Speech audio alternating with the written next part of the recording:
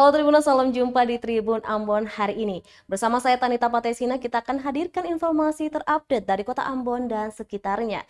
Inilah Tribun Ambon hari ini edisi 10 Desember 2021. Kita mulai dengan berita pertama. Kapolda Maluku minta warga Tamilo segera buka blokade jalan. Kapolda Maluku Irjen Pol Refdi Andri meminta warga desa Tamilau, Kecamatan Amahai, Kabupaten Maluku Tengah segera membuka kembali jalan raya yang masih diblokade. Menurutnya warga desa Tamilau seharusnya tidak mengambil langkah yang dapat merugikan orang lain. Tindakan memblokade jalan menurut Kapolda sangat merugikan masyarakat. Sebab saat ini pemerintah sedang menginginkan tumbuhnya ekonomi pasca terdampak pandemi COVID-19. Tidak hanya itu, aksi palang jalan yang dilakukan warga dengan mengecor jalan aspal merupakan tindakan kejahatan yang melanggar undang-undang. Kapolda mengaku tidak ingin kembali bentrok dengan warga hanya gara-gara persoalan palang jalan di sana. Olehnya itu, sebelum dibuka secara paksa, ia berharap kepada masyarakat dapat membukanya sendiri. Untuk itu, Kapolda meminta kepada para tokoh masyarakat Tamilo agar dapat berkomunikasi dengan warga di desanya untuk pembukaan jalan tersebut. Kapolda mengaku tidak ingin terjadi lagi adanya gesekan antara Polri dengan masyarakat.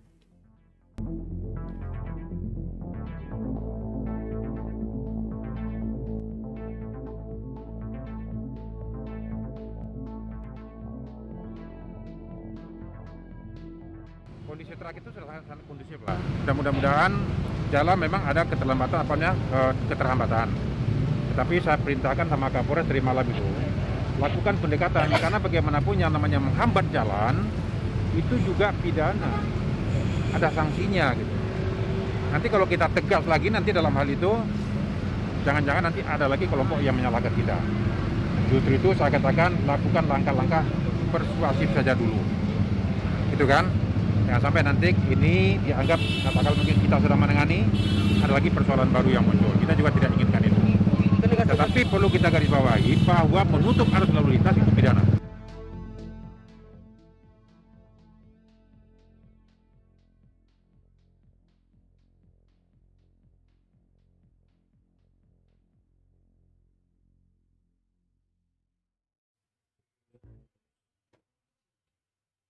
Selanjutnya, Tribuners, Panglima TNI sebut rekrutmen anggota TNI disesuaikan kebutuhan dan diutamakan anak daerah. Panglima TNI Jenderal Andika Perkasa menyebutkan proses rekrutmen anggota saat ini sudah ditangani langsung oleh para kepala staf di Angkatan Darat, Angkatan Udara, dan Angkatan Laut. Menurutnya pada saat memegang jabatan Kasat, dirinya selalu memberikan kuota setiap provinsi secara proporsional dengan melihat kebutuhan yang diperlukan tiap daerah dan diberikan per kabupaten. Selain itu, saat ini juga untuk kuota secara nasional ditangani langsung oleh Menteri Pertahanan dan penentuan kuota dilihat langsung dari kekuatan per kabupaten. Selain itu, untuk pemerataan anggota sesuai kebutuhan akan dilakukan dari kodim ke kodim.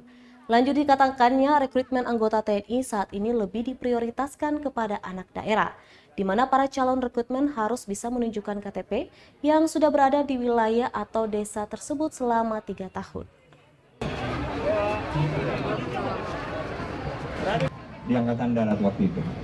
Jadi kita lihat benar di tiap-tiap kabupaten itu beberapa yang nyata yang ada di situ. Dan itulah yang menjadi fokus kita lebih banyak. Nah, jadi kalau soal komposisi kami sudah berusaha, tapi memang untuk tadi masuk atau tidak ya memang jumlahnya hanya segitu yang sudah diberikan pada kami oleh Menteri Pertahanan, ya.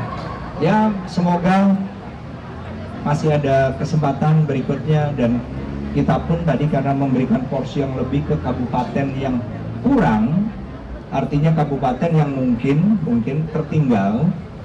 Nah, di situ untuk standar misalnya kesehatan, jasmani, psikologi, itu pun juga kami sesuaikan kok. Tidak serta-merta dan terlalu kaku berpegangan kepada standar yang berlaku nasional.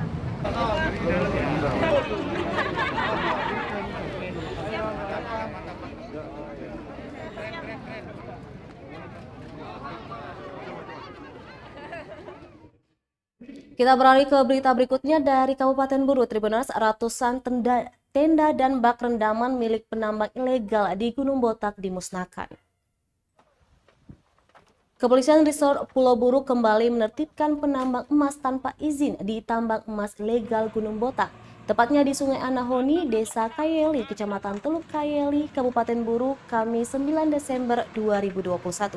Demikian diungkapkan Kepala Kepolisian Resort Pulau Buru, AKBP Egya Febri Kusuma Wiratmaja, kepada tribunambon.com saat diwawancarai di ruang kerjanya. Dirinya mengungkapkan kondisi bak rendaman tersebut dari hasil penyelidikan menggunakan bahan kimia berbahaya.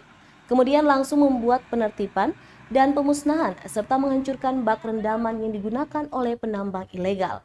Seperti diberitakan dalam pelaksanaan penertiban ini, polisi menemukan sebanyak 500 orang penambang di lokasi pertambangan ilegal Gunung Botak.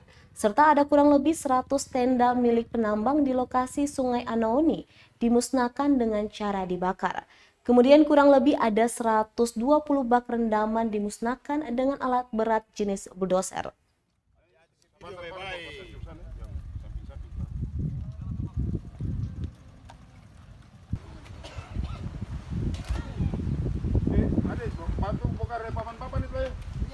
Kasih rubuh semua. Bongkar semua aja, kasih rubuh.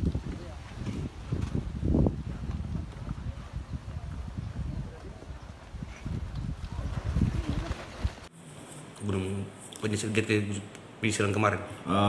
Terima kasih. Jadi kegiatan kita kemarin pelaksanaan penyisiran yaitu kita melakukan pembersihan terhadap bak-bak rendaman yang ada di sepanjang Sungai Anahoni. Bak-bak rendaman tersebut hasil penyelidikan menggunakan bahan-bahan berbahaya, kimia berbahaya, sehingga kita sudah lakukan himbauan sejak 1 bulan yang lalu untuk segera dikosongkan sungai tersebut. Tetapi karena himbauan ini tidak diindahkan, maka kemarin kami mengambil langkah-langkah tegas dengan langsung melakukan penertiban dan pemusnahan serta penghancuran bak-bak rendaman yang digunakan oleh masyarakat.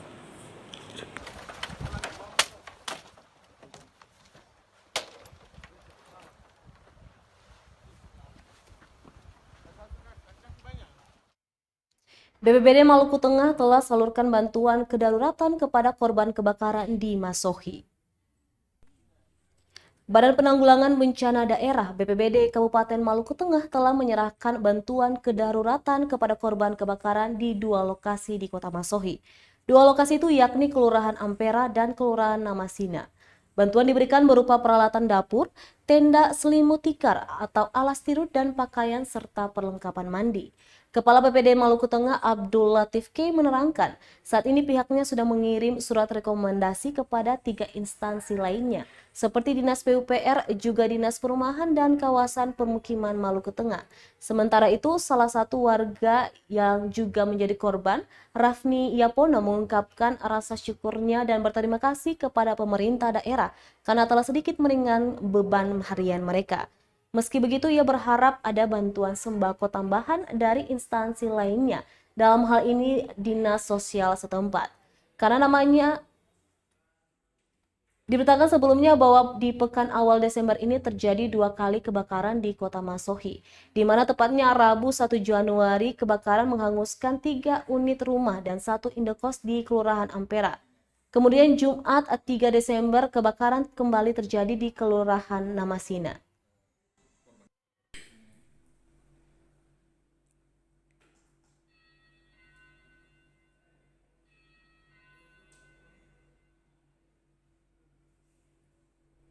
Nah, kita di BPBD terkait dengan tugas, kita sudah menyampaikan bantuan ke 2 tempat itu berupa barang-barang rumah tangga yang kemarin rusak atau terbakar, dan itu sudah disampaikan oleh petugas kami berupa peralatan dapur, kemudian alas tidur.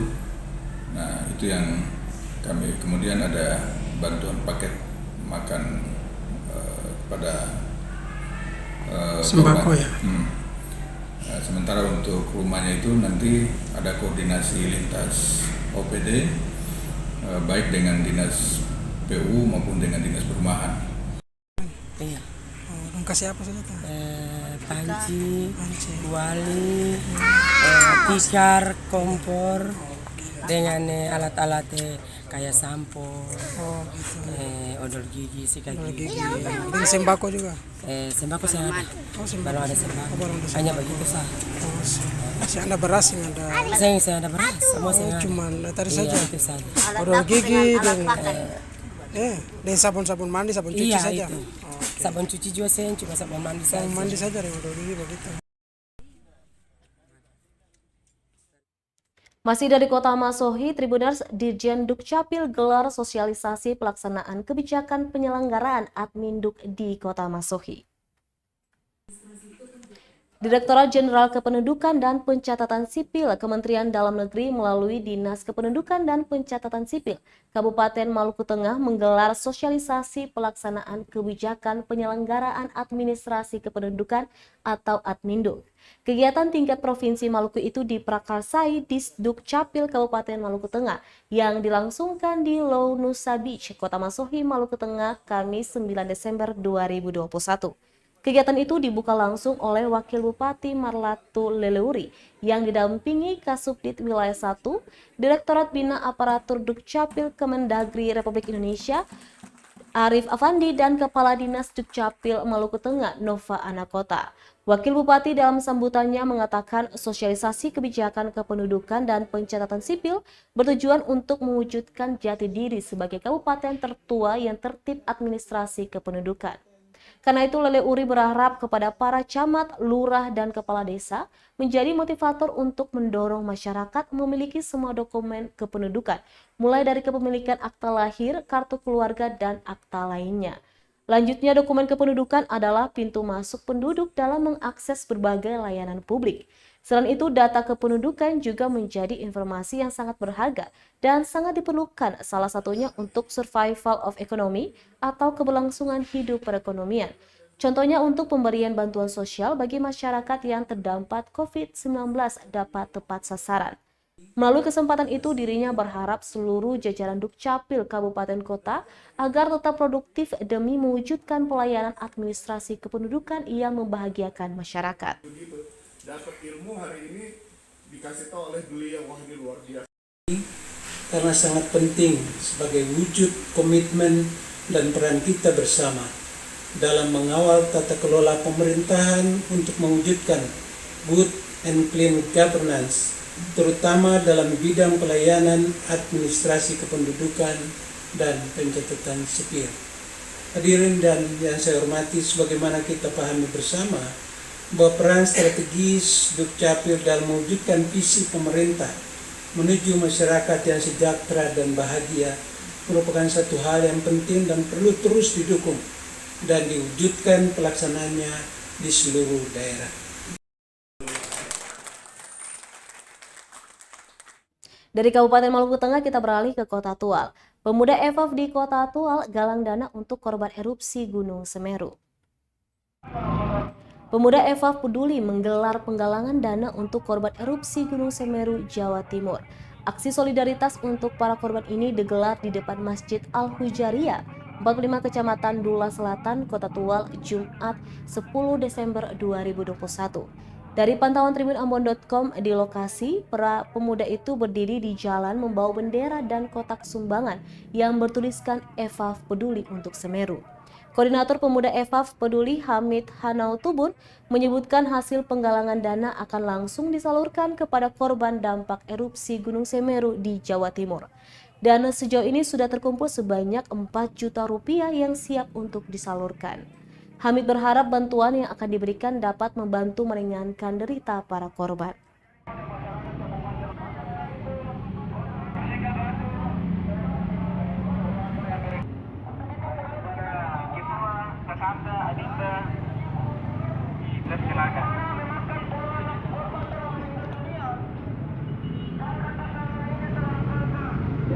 Dari komunitas EFAF Peduli turun ke jalan untuk meminta dukungan penggalangan dana terhadap saudara-saudara yang ada di Jawa Timur, yakni Gunung Semeru yang hari ini pun masih berlanjut erupsinya.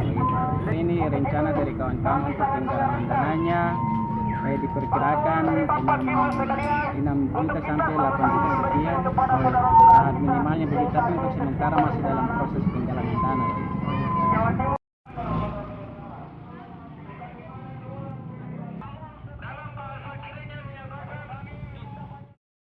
Baik Tribuners, informasi dari Kota Tual sekaligus menutup perjumpaan kita di Tribun Ambon hari ini edisi 10 Desember 2021.